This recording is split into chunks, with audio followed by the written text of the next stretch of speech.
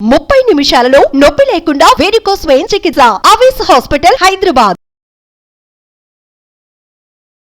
నమస్తే రమగారు. నమస్తే జయ. రమగారు, విక్రమ బేతాళ కథలు చాలా రోజులు అవుతుందండి.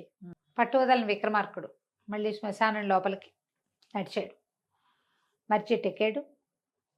కళేబరాన్ని భుజానేసుకున్నాడు. దిగి నడుస్తున్నాడు. కళేబరాన్ని ఆశ్రయించుకుని ఉన్నటువంటి భేతాళుడు రాజుగారి ఓపిక మెచ్చుకుని మార్గాయాసం తెలియకుండా ఒక కథ చెప్తానన్నాడు. పూర్వం కాళీవర్మ అని ఒక పెద్ద వృద్ధ సైనికుడు అనకూడదు, సైన్యాధ్యక్షుడు ఉండేవాడు. ఆయన రిటైర్ అయిపోయాడు. చాలా వయసు ఉంది ఆయనకి, 70-80 సంవత్సరాలు, 90 సంవత్సరాలు, చాలా గట్టివాడు. అయితే రిటైర్ అయిపోయిన తర్వాత ఆయన కపిత్థ నగరం అని తన నగరానికి వెళ్ళిపోయాడు.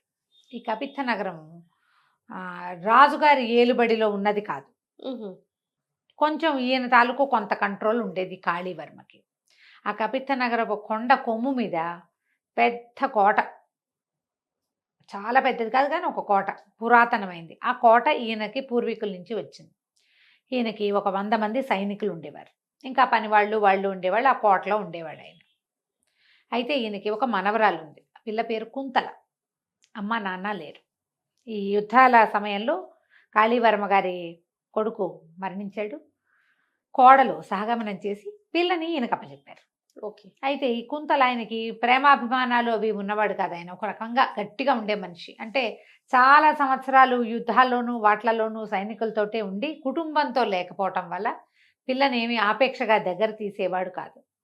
ఆ అమ్మాయికి మాటామంతికి దిక్కుండేది కాదు. ఆ ఇంట్లో అందరూ పనివాళ్ళు. రాజుల కాలాల్లో పనివాళ్లతోటి స్నేహంగా ఉన్నవి మనం చూడం. అదే. ఆ అమ్మాయికి ఓ ఆపేక్ష లేదు, ఆదరణ లేదు, అలాగే నిరాదరణ లేదు. కానీ ఓ మాట మంచి స్నేహం పంచుకోవటము అలాంటివి ఏవి ఉండేవి కాదు. పిల్లకు 18-19 సంవత్సరాలు వచ్చినాయి. అయితే ఒకనాడు కుంతలట దేవాలయానికి వెళ్ళింది. దేవి ఆలయం ఉంది ఆ ఊళ్ళో. ఈ కోట దగ్గర నుంచి దిగి కిందకి వెళ్తే అమ్మవారి ఆలయం ఉంది. ఆలయం చాలా చక్కటిది. అమ్మవారిని ప్రార్థన చేసుకుంది. అయితే ఏమైందట, ఈ ఆలయంలో నుంచి బయటకు వచ్చేటప్పుడు ఒక యువకుడు ఎవరో కనపడ్డాడు ఆ అమ్మాయికి. ఆ పిల్లవాడిని అమ్మాయి ఎప్పుడు చూడలే. ఆ కుర్రాన్ని క్షత్రియ వీరుడు తెలుస్తోంది. కత్తిడాలు ఏవో ఉన్నాయి. దగ్గరకు వచ్చి ఏమన్నాడు, నీతో మాట్లాడాలి, మీ తలవాకిలి తెరిచి ఉంచు, ఇవాళ రాత్రి నేను వచ్చి నీతో మాట్లాడతానన్నాడు. ఇది ఉదయం జరిగింది. ఈ అమ్మాయి నిర్ఘాంతపోయింది. కాకపోతే ఎవరైనా ఒకళ్ళ దగ్గరకు వచ్చి నీతో మాట్లాడాలి అని మృదువుగా మాట్లాడింది ఆ అమ్మాయి జీవితంలో ఎరగదు. ఒక రకమైన ఆపేక్ష, నీతో మాట్లాడాలి, మన ఇద్దరం కబుర్లు చెప్పుకుందాం అంటే ఎలా ఉంటుంది మరి? ఇంట్రెస్ట్. పిల్ల చాలా ఆసక్తి వచ్చింది ఆ అమ్మాయికి. అంత ఆప్యాయతని ఆ పిల్ల ఎప్పుడు చవి చూసింది లేదు. ఆ మృదువైన మాట తీరు అవి తెలియవు. తాతగారు ఎప్పుడు ఆజ్ఞలు జారీ చేశాడు, లేకపోతే ఆయన పుస్తకం చదువుకుంటూ ఉంటాడు అంతే. సరేననుకుంది. నిదానంగా గుళ్ళోకి వెళ్ళింది, దండం పెట్టుకుంది, వచ్చేసింది. అయితే ఈ పిల్లని బయటికి పంపించేటప్పుడు 2-3 సైనికుల్ని దూరంగా ఆమె వెనకాల పంపించడం ఆ తాతకు అలవాటు. అది ఆ పిల్లకి తెలియదు. ఆ చూసిన సైనికులు ఎవరో స్ఫురద్రూపి అయిన క్షత్రియ యువకుడితోటి కుంతల మాట్లాడింది ఆ వార్తని ఈయనకి చేరేశారు. అయ్యో. చేరేసేసారు కల్లా ఆయన ఇంటికి వచ్చాక అమ్మాయిని అడిగాడు, ఎక్కడికి వెళ్ళావు అని. గుళ్ళోకి వెళ్ళొచ్చాను, అమ్మవారి దేవాలయానికి వెళ్ళాను తాతగారు అని చెప్పింది. ఎవరైనా తెలిసిన వాళ్ళు కనిపించారంటే లేదండి, గుళ్ళోకి వెళ్ళాను, వచ్చేసాను. అబద్ధం చెప్తున్నావు నువ్వెవరితోటో మాట్లాడావు, నువ్వెవరిని ప్రేమించావు, నిజం చెప్పు. అయ్యో, పిల్లకి 18 ఏళ్ళు, పరాయి క్షత్రియ యువకుడితో ఎందుకు మాట్లాడుతుంది, వాడి మీద ఏదో ఇంట్రెస్ట్ ఉంది కాబట్టి అనేసరికి లేదండి అది కాదండి, నువ్వు అబద్ధాలు చెప్తున్నావు, నీకు ఇవేంటి, నా దగ్గర పెరిగినా నీకు మంచి పద్ధతి రాలేదు, నువ్వు ఎక్కడివి నేర్చుకుంటున్నావు ఇవి, ఎవరు లేదంటే అంటే ఇప్పుడు నువ్వు ఒప్పుకుంటే ఆ అబ్బాయిని నీకు ఇచ్చి పెళ్లి చేస్తాను, ఈ నీ ప్రేమించిన అబ్బాయితో పెళ్లి చేస్తాను నీకంటాడు తాత. ప్రేమించటం ఏమిటి, నేనేం ప్రేమించలేదు, ఊరికే ఒక వాక్యం ఏదో అతను మాట్లాడాడు అంటే కాదు వాడిని ప్రేమ అంటే నువ్వు వాడి పెళ్ళే కొట్టేయడానికి అబద్ధం చెప్తున్నావు. వాడిని ప్రేమించి వాడితో సరదాగా గడిపేసి పెళ్ళి ఇంకెవరో నేను చేసే పెళ్లి చేసుకుంటావా నువ్వు, నాకు ఈ పద్ధతి నచ్చదు, నువ్వు ప్రేమిస్తే వాడినే పెళ్లి చేసుకోవాలి. ఏం మాట్లాడాడు చెప్పంటే ఈ అమ్మాయి తెల్లబోయి, నేను ఏనాడు అతను చూడలేదండి, మొట్టమొదటిసారి కనిపించాడు, నీతో మాట్లాడాలి, తలవాకిలు తెరిచి ఉంచు రాత్రికి అని చెప్పాడు. అంతకుమించి అతను నాకు చెప్పింది ఏం లేదు, ఏం చెప్పలా. అనేసరికి రాని ఇవాళ రాత్రి నీ పెళ్లి చేసేస్తాను అతనితో అన్నాడు. ఈ పిల్ల తెల్లబోయింది కానీ అందుకు పెద్ద అభ్యంతరం చెప్పాల. బాగున్నాడు, చక్కగా మాట్లాడాడు, క్షత్రియుడు, చేస్తే చేసే నీ పెళ్ళి సరే అనుకుంది. సాయంకాలం చీకటి పడకుండానే ఈయన అందరికీ ఆజ్ఞలు జారీ చేశాడు, సైనికులు మోహరించాడు. వాకిట్లో ఎవరైనా స్ఫురద్రూపైన కుర్రాడు కనపడితే వాడిని లాక్కురండి. కుర్రాడు కనపడితే అన్నాడు, స్ఫురద్రూపైన ఆయన అనలేదు, ఆయన నమ్మల. కుర్రాడు అంతే. ఈ పిల్ల వాడితో మాట్లాడింది కాబట్టి వాడిని పెళ్లి చేసి తీరాల్సిందే. మనకి ఇప్పుడు వీళ్ళు ఉన్నారు కదా, అదేదో దళ్ దళ్ వాళ్ళు ఎవరితోటైనా కనపడితే వాళ్ళతో పెళ్ళిళ్ళు చేసేయటమేనని ఆయన కూడా అదే పంద. తీరా ఏమైంది, ఈ మాళవ రాజ్యానికి ఏదో ఉద్యోగం కోసం వెళ్తూ అగ్నిమిత్రుడనే ఒక క్షత్రియ వీరుడు ఈ ఊళ్ళో దిగాడు. అతను రాజుగారి దగ్గర వ్యవహారానికి వెళ్ళటానికి ఏర్పాట్లు చేసుకుంటూనే ఊళ్ళో కాస్త అటు ఇటు తిరిగి చూస్తున్నాడు. 2-3 రోజులైంది అతను వచ్చి. అతను ఆ దేవి ఆలయానికి వెళ్ళినప్పుడు దూరంగా ఒక కొండ మీద ఉన్న కోట కనపడింది. ఎవరైనా రాజ్యాధికారులు ఉంటారేమోనని వాడు ఇక్కడికి వచ్చాడు. ఈ గుర్రం వేసుకుని దగ్గరకు వచ్చేసరికల్లా ఇవి బయట ఉన్నటువంటి సైనికులంతా అమ్మాయి గారు పెళ్ళి అయిపోతుంది, పెళ్లి కూతురు పెళ్లి చేస్తే మరి విందులు చేసేసుకుంటారు కదా, తెల్లవారితే పెళ్ళి, వాడిని రాత్రి పట్టేస్తారు, అర్ధరాత్రి పెళ్లి చేసేస్తారు, లేదా తెల్లవారుజామున పెళ్లి చేసేస్తారు. 3-4 తాగేశారు, ఒకళ్ళిద్దరు స్టడీగా ఉన్నారు. వాళ్ళు కాస్త పట్టుకున్నారు. మిమ్మల్ని లోపల తీసుకురమ్మన్నారండి అంటే, నన్ను ఎందుకు తీసుకురమ్మంటారు, మీకు పెళ్లి చేస్తారండి అన్నాడు. నాకు పెళ్లి చేయటం ఏమిటి అనుకున్నాడు అగ్నిమిత్రుడు. ఏముంది, మనకేమైనా భయమా, పిలిస్తే వెళ్దాం, పిలవపోయినా మనం వెళ్దామని అనుకున్నాం కదా. సరే గుర్రం వాళ్ళకి అప్పచెప్పాడు, లోపలికి నడిచి వెళ్ళాడు. ఆయన్ని కాళీవర్మ గారి దగ్గర ప్రవేశపెట్టారు ఆ కుర్రాన్ని. ఆయన ఎట్లా చూసి, ఓహో నీకు ఇంత మాత్రం స్ఫురద్రూపమైనా ఉంటుందని నేను ఊహించలేదు, బాగున్నావు, నువ్వు కూర్చోమన్నాడు. నేను మీకు తెలుసండి తమరికి అన్నాడు. ఎందుకు తెలీదు, నువ్వేగా మా మనవరాలే కాబోయే మొగుడివి అన్నాడు ఆయన. మీకు అర్థం కాల.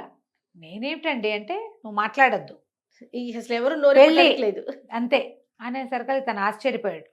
నేనెవరినైనా పెళ్లి చేసుకోవటం ఏమిటండి, నేను రాజుగారి దగ్గర ఉద్యోగం కోసం ప్రయత్నానికి ఉన్నాను, మాళవ రాజ్యానికి దగ్గరలో ఉంది ఇది, 4 రోజులు ఇక్కడ ఉండి ఇక్కడి నుంచి ప్రయత్నం చేసుకోవాలనుకుంటున్నాను అని చెప్పాడు. ఆయన వినిపించుకోవాలి. ఇంతలో ఏమైంది, అమ్మాయి గారిని ప్రవేశపెట్టండి అన్నారు. అమ్మాయి గారిని ప్రవేశపెట్టారు.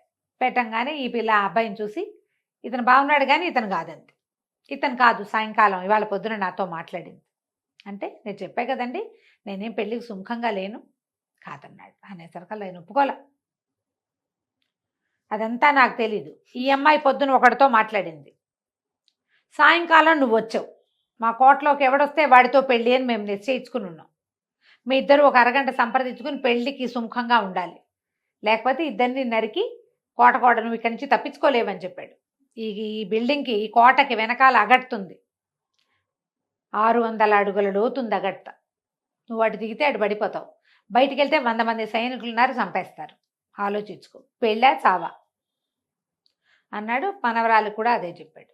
చెప్తే ఈ పిల్ల బిక్కమొహం వేసి, ఏమండి మీకేమి రోతగా లేకపోతే పెళ్ళి కొప్పుకోండి, పెళ్ళి కొప్పుకోండి, మా తాత చండశాసనుడు అన్నది. అనేసరికి రోత ఏమిటి, బలేదాని, ఇంత చక్కటి పిల్లని పెళ్లి చేసుకోవడానికి నాకేం అభ్యంతరం, కాకపోతే నువ్వెవరినో ప్రేమించావు, నువ్వు పొద్దున ఎవరితోటో నువ్వు మాట్లాడావు, అది నేను అనుకుంటున్నాడు మీ తాత.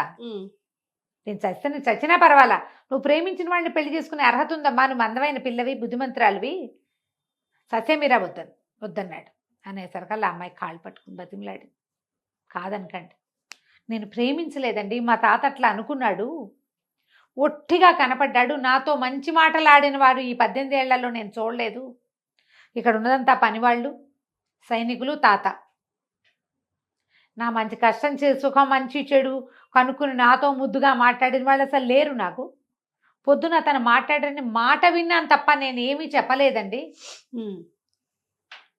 ఇప్పుడే నా పంచప్రాణాలు మీ మీదకి వచ్చేసినాయి, వృధాగా నా కోసం చచ్చిపోవద్దు, పెళ్లి చేసుకుందాం అన్నది. అతను కూడా ఏమనుకున్నాడు, ఏదైతే ఈ పిల్ల ప్రేమించలేదు అని పెళ్లి చేస్తానంటున్నాడు, సరేనన్నాడు. తెల్లవారేసరికి పెళ్ళైపోయింది. తర్వాత అగ్నిమిత్రుడికి ఈయనే కాళీవర్మే రాజుగారి దగ్గర మాట్లాడి చక్కటి ఉద్యోగం వేయించాడు. మనవరాల్ని అగ్నిమిత్రుడిని ఇద్దరిని రాజాస్థానానికి పంపించేశాడు. అయిపోయింది కథ. బేతాళుడు ఈ కథ చెప్పాడు. ఈ కథలో ఈ అమ్మాయి ఉంది కదా కుంతల, ఉదయం ఒకడిని చూసింది, మధ్యాహ్నం తాత ఆ అబ్బాయితో నీకు పెళ్ళి అంటే ఒప్పుకుంది. రాత్రి ఇతన్ని పెళ్లి చేసుకోండి నన్ను అని ఎందుకు అడిగింది, బతిమలాడింది, ఎందుకు బతిమలాడింది, మనసు ఎట్లా మార్చేసుకుంది. ఇప్పుడు వీడు చావడానికైనా సిద్ధమే కానీ పెళ్లి కుదరదన్నవాడు వాడు ఎందుకు ఒప్పుకున్నాడు, నీ ఉద్దేశం ఏంటో చెప్పన్నాడు. రాజుగారికి నవ్వొచ్చింది. ఏముంది, కుంతలకి పెళ్లికి సుముఖత లేదు, విముఖత లేదు. ఇతను ఇంత చక్కటి పిల్లవి, బుద్ధిమంతురాలివి, నువ్వు ప్రేమించిన వాడిని పొందే అర్హత ఉంది నీకన్నా అన్న ఒక్క మాటకి అతనితో ప్రేమలో పడింది. తన ప్రేమ కోసం నేనెవరో తెలీదు, నా ప్రేమ కోసం వాడు చచ్చిపోవడానికి సిద్ధపడ్డాడు, చావైనా పర్వాలేదు పెళ్లి మాత్రం కుదరదన్నాడు. అంతకంటే గొప్ప అర్హత కావాలా భర్తగా ఉండడానికి? ఒక అమ్మాయిని గెలిపించడం కోసం చావడానికి సిద్ధపడే వాడి క్యారెక్టర్ అద్భుతమైన క్యారెక్టర్. అంతే. వాడు ఎవడో పొద్దున్న 2 వాక్యాలు మాట్లాడింది, ఇంకేమీ తెలియదు. వీడి క్యారెక్టర్ కనపడుతోంది కదా, వాడు ఒట్టి రూపం కనపడింది. వీడికి రూపము ఉంది, క్షాత్రము ఉంది, క్యారెక్టర్ కూడా ఉంది. అందుకని అమ్మాయి రెడీ అయింది. ఎప్పుడైతే ఇంత చక్కటి పిల్ల స్పష్టంగా నిజం చెప్పిందో, ప్రేమ లేదు నాకు ఏ పరిస్థితి లేక వాడు మాట్లాడిన మాటకి నేను మాట్లాడేది తప్పిస్తే విషయం ఏమీ లేదు అని అమ్మాయి ఎంత స్పష్టంగా చెప్పాక ఈ తాత, మనవరాలు, ఉద్యోగము 3 కనపడుతున్నాయి. ఎందుకు మానుకోవాలి, ఎవరి కోసం మానుకోవాలి? రేపొద్దున వాడు ఇవాళ రాత్రి వస్తానన్నవాడు రాకపోతే అప్పుడు ఏంటి, ఈ పిల్ల ఇంకా అన్యాయం అయిపోతుంది కదా, అల్లరి కూడా అయిపోతుంది. అందుకని అతను ఒప్పుకున్నాడు. అమ్మాయి ఎవరితోట మాట్లాడింది, ఇంకోటి వచ్చాడు అంటే బయట ఎంత అల్లరి మరి. ఆ అన్యాయం ఆ అమ్మాయికి చేయకూడదని ఆమె పెళ్లి చేసుకున్నాడు. వాళ్ళిద్దరూ హాయిగా ఉన్నారు, అంతేనన్నాడు రాజు. అనగానే భేతాళుడు అన్నాడు, అద్భుతంగా చెప్పావు సమాధానం, అదే జరిగింది, కానీ నేను నీతో ఉండను, నువ్వు మౌనభంగం చేసావు కదా అని రివ్వమంటూ శవంతో సహా ఎగిరి వెళ్ళిపోయాడు. రాజుగారు మళ్ళీ వెనక్కి తిరిగి నడవడం మొదలుపెట్టాడు. కథ కంచికి మనం ఇంటికి. చాలా బాగుందండి. నమస్తే. నమస్తే. సుమన్ టీవీలో మీ పర్సనల్ అండ్ బిజినెస్ ప్రమోషన్స్ కోసం కింది నెంబర్కి కాంటాక్ట్ చేయండి.